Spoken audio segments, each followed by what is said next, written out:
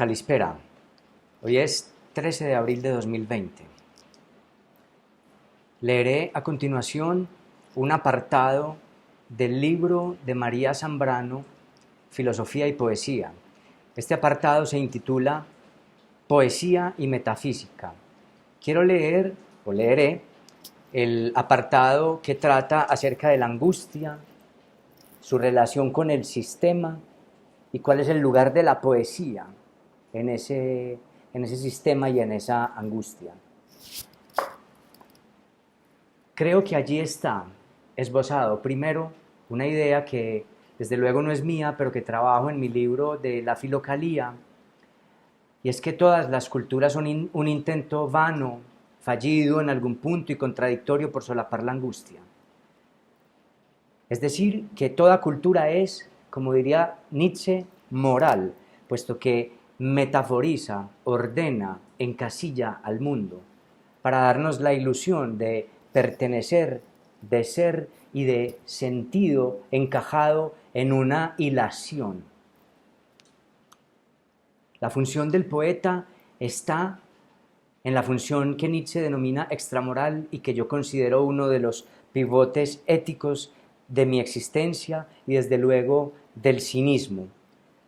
En este video solo alcanzaré a leer el apartado de María Zambrano y no, digamos, a hacer una diferencia o a desarrollar el asunto de qué es el cinismo, qué tiene el cinismo de poético o qué tiene la poesía de cínica y en dónde cabe el concepto de extramoral. Sin embargo, algunos de estos puntos pueden resolverse viendo otros videos en mi canal o quizás luego cuando yo haga otros más acerca del tema más puntualmente. Por lo pronto, lo importante en este video es el texto de María Zambrano. Lo leeré. La angustia que arroja como fondo último toda esta metafísica, como última revelación de su raíz, definidora de la actitud humana, de donde salieran tan altivos y cerrados sistemas de pensamiento. Tal vez sea algo arbitrario, pero parece existir una correlación profunda entre angustia y sistema, como si el sistema fuese la forma de la angustia al querer salir de sí, la forma que adopta un pensamiento angustiado al querer afirmarse y establecerse sobre el todo. Último y decisivo esfuerzo de un ser náufrago en la nada que solo cuenta consigo. Y como no ha tenido nada a qué agarrarse, como solamente consigo mismo contaba, se dedicó a construir, a edificar algo cerrado, absoluto, resistente. El sistema es lo único que ofrece seguridad al angustiado, castillo de razones, muralla cerrada de pensamientos invulnerables frente al vacío. Y la angustia no se resuelve sino con actividad.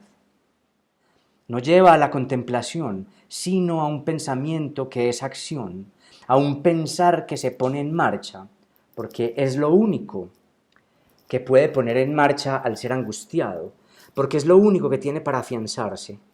Desde la duda cartesiana, la angustia era el final indeclinable. Criatura consciente y nada más.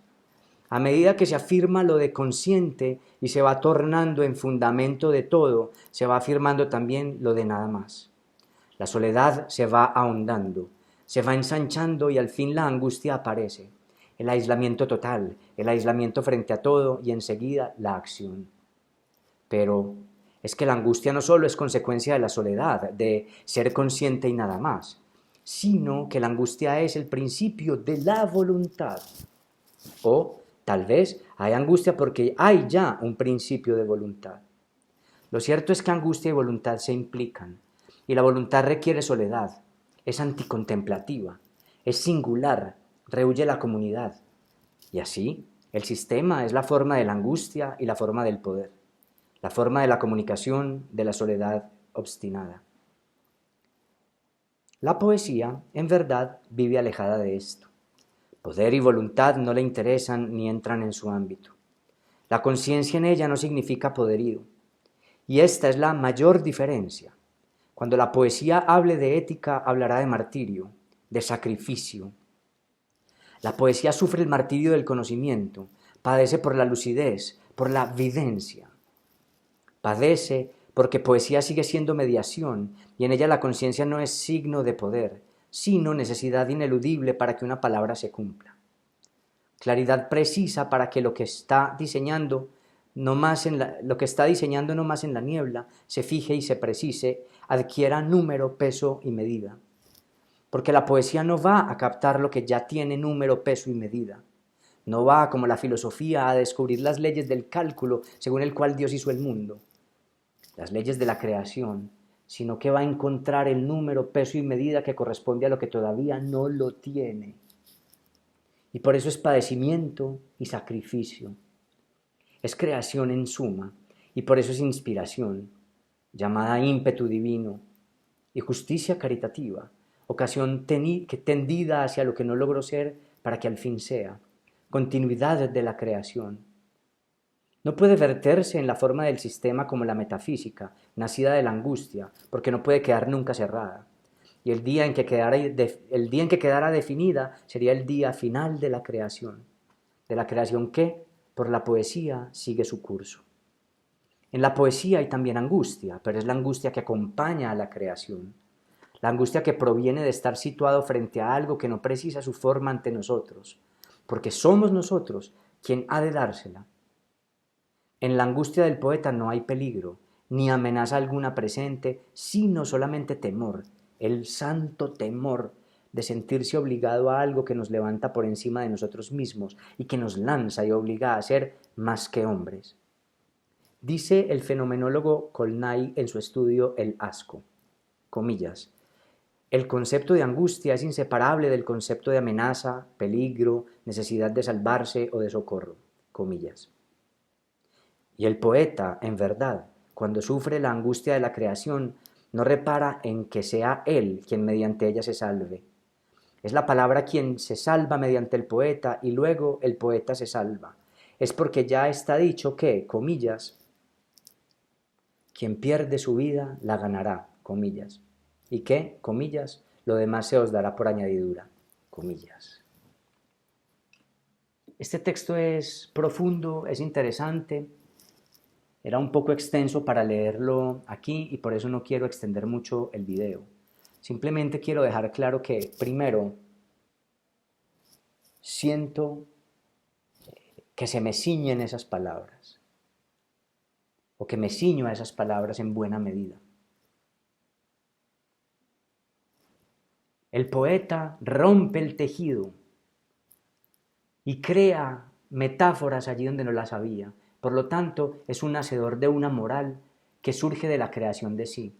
Pero eso se le devuelve al sistema como angustiante, porque el sistema quería estar cerrado, certero, mostrar que nada falta, que todo tiene un destino. Allí está ubicado el poder de la moral. En cambio, en el poeta está el poder de la extramoralidad, porque el poeta no quiere dominar a nadie con sus poemas, quiere dejar un resto por su afán propio de creación. Los poemas son un resto que queda luego de la tensión que sufre el poeta, el creador.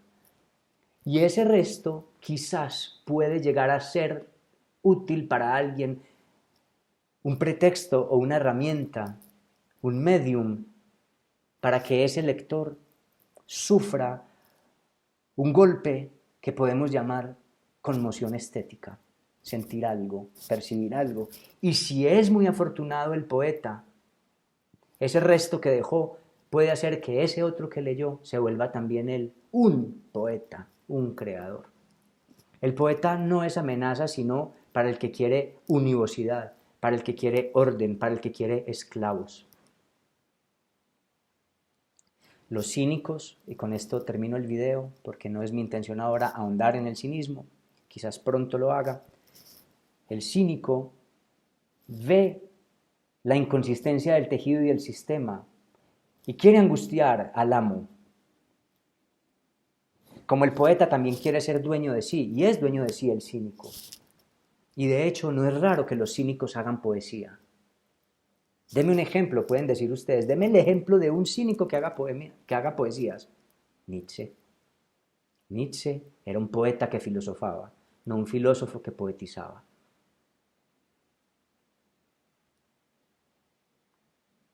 Se dice que los cínicos sí dejaron textos, en la antigüedad, textos de cómo conformar una república, textos de cómo comportarnos y de cómo deshacernos de los saberes que nos eran inútiles para la felicidad. De eso hablaré en otra oportunidad. Por lo pronto, creo que María Zambrano ha definido muy bien mi concepto vital de ética, de poesía y de expresión de la belleza. El poeta se puede tornar angustioso para otros porque expresa nuevos seres, nuevos entes, nuevas metáforas, nuevos órdenes, rompiendo el que ya había o engrosando el que ya había. Eso se le vuelve ominoso al otro. El poeta no puede vivir sin expresar ni sin crear. Y la belleza, lo que el poeta siente como bello, tiene que ser expresado. Es una exigencia ética. Tiene que expresarse. A eso llamo yo filocalía. También a expresar la belleza. La filocalía no es solo hacer de la vida una obra de arte, hacer arte, sino expresarles a los demás, incluso a lo otro, la belleza. Aftaisan, ya. Muchas gracias por ver el video. Feliz noche. Kalinichta.